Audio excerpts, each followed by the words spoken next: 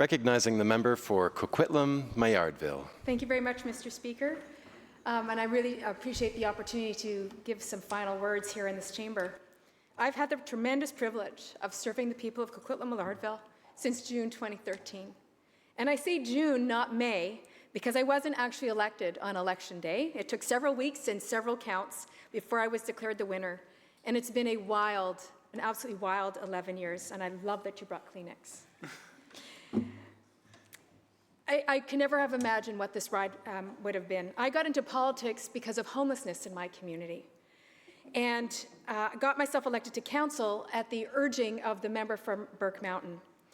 And little did I anticipate, Mr. Speaker, that 10 years later, I would be Minister of Housing.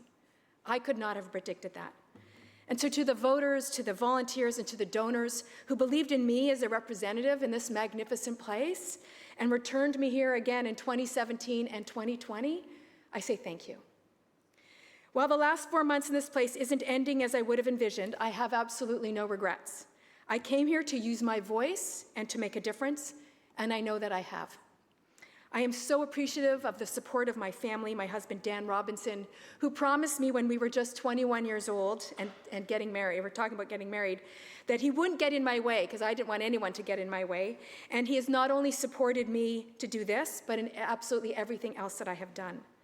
To my son and son-in-law, Aaron and Kyle Demas, and my daughter, Leah Robinson, and son-in-law, Omar Gigi, the efforts that I have made here in this house, they've been for them and for their generation and their children, should I ever be so fortunate as the member from Shuswap to have grandchildren. I also want to thank my in-laws, Sandra and Gary Robinson, my dad, Irv Dardick, his partner, Arlene Howard, and my mom, Rhoda Dardick, who passed away in 2014 and who never got to see me become Minister of the Crown. She would have been delighted when I became Minister of Finance. You see, she was our family's finance minister. And it was her values that guided me as I crafted 2 budgets for British Columbians that resulted in surpluses. I'm especially grateful for the opportunities I've had to work with John Horgan and Carol James and the member from Port Coquitlam and so many others who've become friends. I've been privileged to work with amazing, amazing deputy ministers, Kay Krishna, Heather Wood, and Bobby Pluckus, all talented women who know their files. They are incredible nonpartisan professionals who care about British Columbians.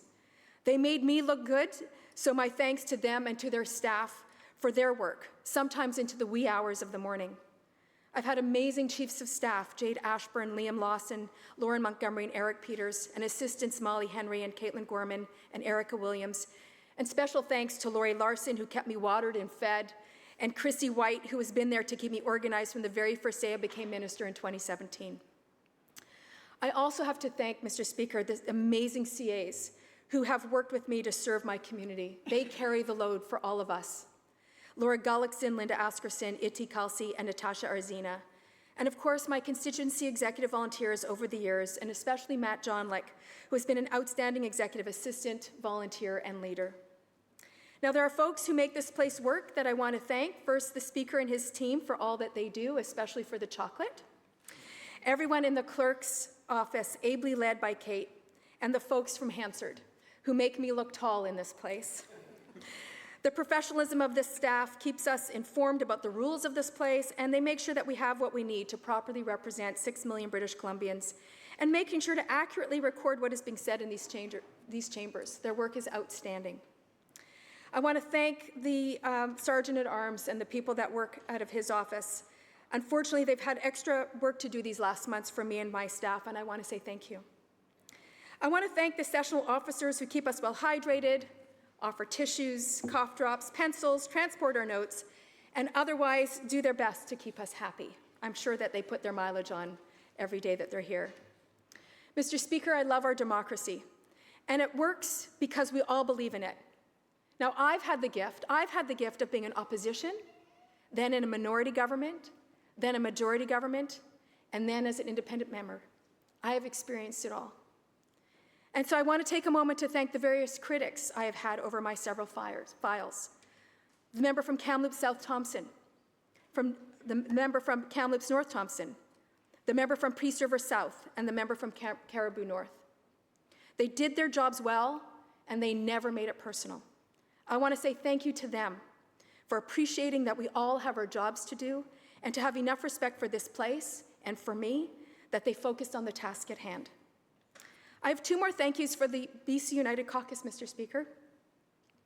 The member from Vancouver-Langara, who does right by the Jewish community and does the work for the right reason. He has supported me when I was in cabinet, when I was the sole voice for the Jewish community, and when I was tossed from cabinet. He continues to be there for the Jewish community, and I know that we are in good hands with his voice. And I want to thank Ms. P. When I was first elected, she made a point of welcoming me to this place, and I remember her sending me a note about a speech that I gave and her acknowledging my words and my passion behind them. That little note meant the world to this newbie. I also want to take time to acknowledge and thank the press gallery. Our democracy depends on them. And while some of them are part of the furnishings of this place, yes, I am referring to Vaughan, others are fresh-faced, and they bring a perspective and an analysis of what is happening here. This motley crew of journalists have all been professional and kind, especially when my cancer came back and when I was forced to leave cabinet. Yes, they have columns to write, and at times I may not have agreed with their characterization or commentary, but that is what they are tasked to do. But more than just doing their jobs, I have to say they all checked in on me as a human being. So I thank them for their kindness and their friendship, and I thank them for their tireless, mostly unsupported, unvalued efforts to tell the story of what is happening here. Mr. Speaker, my parting words in this place are for those who decide to put their name forward for public office, and I want to speak to those folks directly. Know yourself and your values. There is no such thing as a perfect political party, just the party of best fit. Yes, you need a thick skin, but make sure that it's not so thick that you no longer feel the pain of others. Come into this business with your integrity, and be sure to leave with your integrity. Be courageous. And if you get yourself elected, recognize the privilege to serve all the people you represent, not just those who supported or voted for you. Mr. Speaker, finally, I want to speak to all British Columbians and just say thank you from the bottom of my heart. Thank you for allowing me the honor to serve all of you. It's been one of the greatest gifts of my life. Thank you, Mr. Speaker.